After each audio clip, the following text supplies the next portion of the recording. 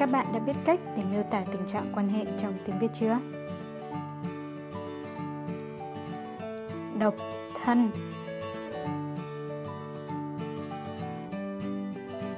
đang hẹn hò, có người yêu,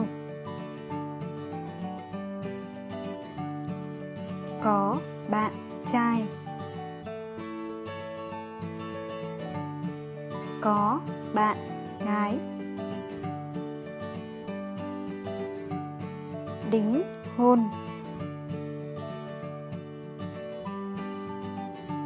kết hôn,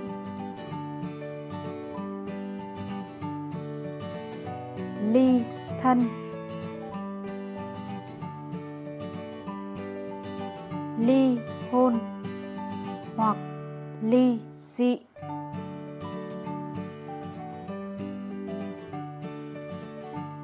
tái hôn,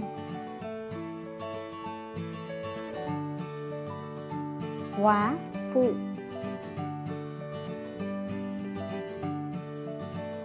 góa vợ.